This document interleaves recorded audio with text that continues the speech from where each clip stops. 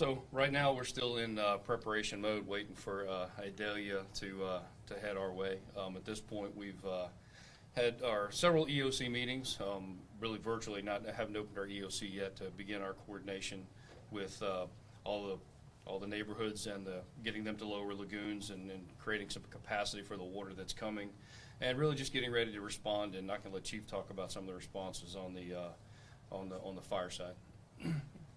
Yeah, so we're ready to respond. We'll be upstaffed tomorrow on all of our engine companies and medic units. We have 3 boat teams and cut teams for down trees that will be out as well. But we are planning to upstaff for the entire 24-hour period until Thursday morning, and then we'll make a determination at that time, see where the winds are at then. But we're ready to respond. We'll be here unless winds get sustained of 65 miles an hour or greater. We will be answering those calls as they come in. Well, we want to urge people to stay off of social media unless it's an official government source. Avoid misinformation. The town of Hilton Head Island has a wealth of information out there already, as does the Beaufort County Sheriff's Office and South Carolina Emergency Management Division. When the weather comes and the winds get around 30 miles an hour, stay off the Hilton Head bridges. That is good advice. Also, stay off the roadways when they're flooding, and that's what we're expecting. So we really want to make certain that every resident and every visitor and every guest that we have is safe. And now is the time to prepare, get water, get perishable, non-perishable foods, get candles, extra batteries. If you need medication, get medication. But like these gentlemen said, make sure you take care of yourself. Stay off the roadways, stay off the bridges, stay home. Be safe. Don't make them go out and do something they don't necessarily need to do so, but take care of yourself and your loved ones. Bob, reminder, who closes the bridge? The Hilton Head Bridge is South Carolina Department of Transportation's responsibility, not the town of Hilton Head Islands. Do you know what it would take to close down the bridge? Damage to the bridge, I would imagine, would be a reason. Also, again, if the winds get above 30, 35 miles an hour, you want to be off the bridge. It's incredibly dangerous at that point. So we urge people to pay attention to the weather, pay attention to what the town of Hilton Head Island is telling you, the Beaufort County Sheriff's Office Emergency Management Division, as well as the South Carolina EMD. And Hilton Head is no stranger to storms. What lessons have we learned from past storms like Matthew and Irma? Social media, we go back to that. Pay attention to official sources of information. Private Facebook pages, some may be okay, but some may spread misinformation. We want you to have the most up-to-date and accurate information from official government sources. Alan, you've been through a few dozen of these now through Hilton Head. I mean, there's lots of flooding. You've seen it. Flooding is especially one of the biggest problems you've seen and been in the middle of. So when we go back to Hurricane Matthew, flooding was not a major event.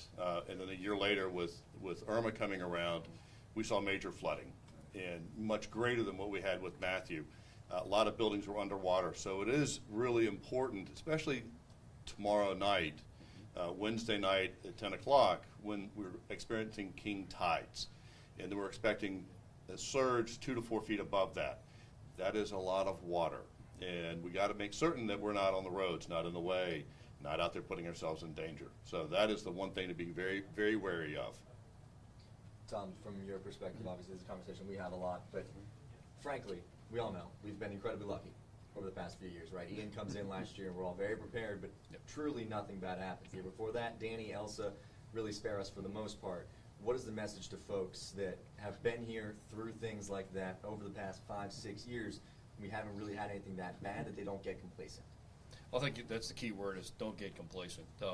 The track with this storm is, the models are coming together. It's coming here. We're going to get impacted to some degree.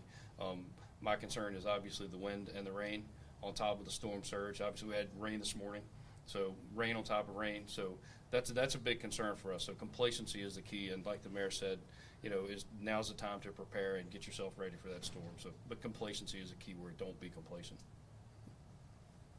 I know we have new people moving here every single day. What's your message to folks who maybe this is their first storm?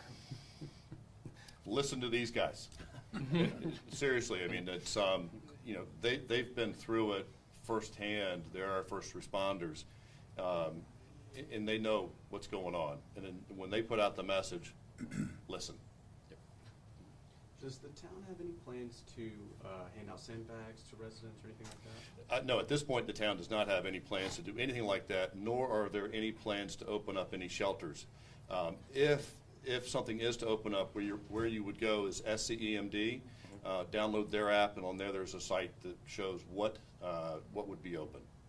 Chief, for you, obviously, with your department, looking to keep people safe and folks looking for that reassurance in an uncertain time, what can you tell folks about the efforts that your people are going to be making over the course of this storm? Yeah, I think we're expecting a lot of trees to fall. I mean, especially with the rains this morning, the ground's saturated.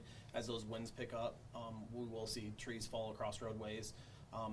Hopefully not, but onto houses. I think the biggest thing for safety reasons is I think the majority of the storm is going to be here through the overnight.